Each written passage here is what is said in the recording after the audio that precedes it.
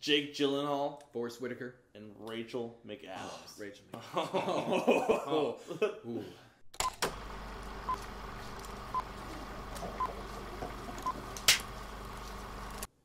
Jake Gyllenhaal plays as Billy Hope, a world champion boxer who has it all. That is until tragedy strikes. He not only has to overcome his opponents in the ring, he has to overcome himself.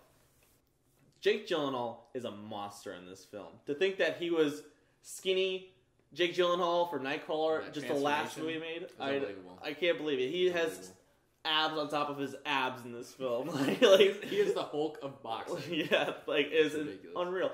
He brings so much energy to this role, and you really feel what he brings to the table. It's visceral. You feel like you're taking the punches yourself. Not only does he have his anger problem inside the ring, it follows him everywhere he goes, from his family life to his business life. He's a man that wants what he wants, and he's going to get it. He's going to get it. That's right. So, to watch his life crumble around him, and literally, it feels like it's just a downward slope that never lets up. It is a downward slope. That is like an understatement. It is I've never seen a movie that is literally... It's basically... 3/4 of it is he's him... in the hole practically the whole time.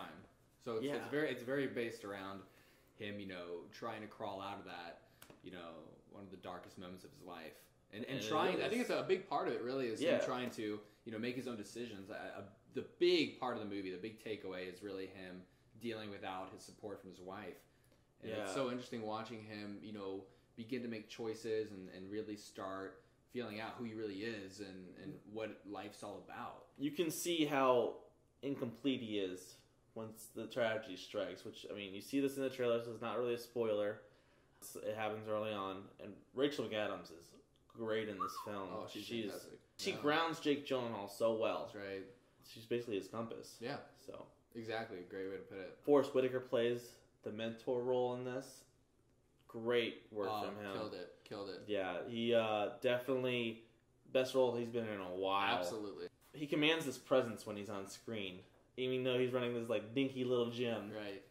Everyone in that gym looks up to him and finds him as a mentor role. Right. And for Jake Gyllenhaal to come into this and their scenes together and how their relationship is really good. Yeah, it's really interesting to watch. Period. The fights in this film are awesome. I really felt like I was watching something on TV.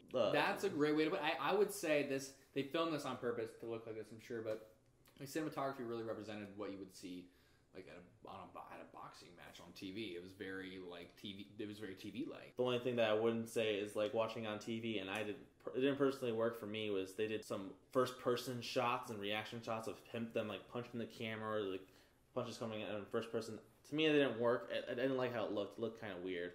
But other than that, the brutality and choreography of these fights are really something. So I would say one of my favorite parts was just the sweat and the blood they captured. They have really cool lighting and then some really cool angles when they get hit and the blood spatters and it was a lot of good shots with that. I did enjoy that. It was nice. Everything inside the ring is just fast paced and totally you're into it. I was invested in this whole movie. My problem with it is that it's a little cliched. You don't see that it's going to go as dark as it goes and how deep it would go for them falling. That took me by surprise. But the whole ending, the way the ending, you can. You see it coming a mile away. I wish it would have had a different ending. I think I would have liked to see it less cookie cutter in that sense. But I think what made up for it for sure was that that despair that he was in, and even before his wife died, I think he was in some.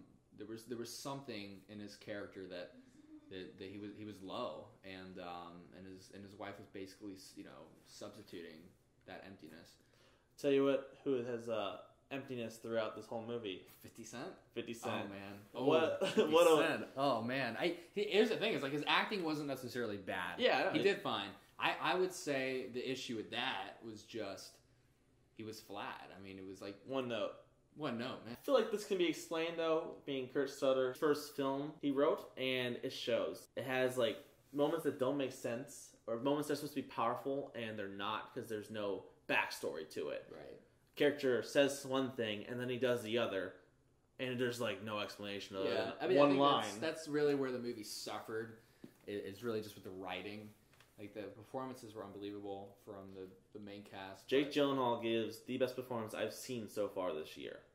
Is it Oscar worthy? No, because if he didn't get nominated for Nightcrawler, he's not going to get nominated for this film. No.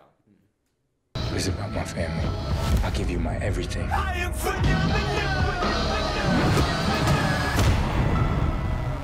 So nothing was really extraordinary to me about this film, except for the performances. Jake Gyllenhaal really knocked it out of the park, and it was so fun watching him take on this role. Cinematography-wise, there's nothing jaw-dropping. Inside the ring is where it's really at. You really felt like you were there, and it was really great to be part of that experience.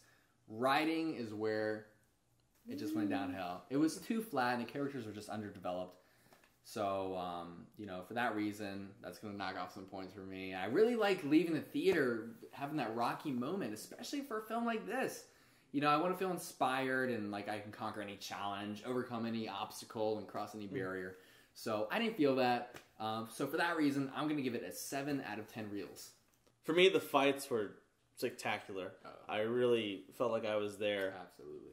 I felt also during this film that I was receiving every punch, both physically and emotionally, that Jake Gyllenhaal was going through.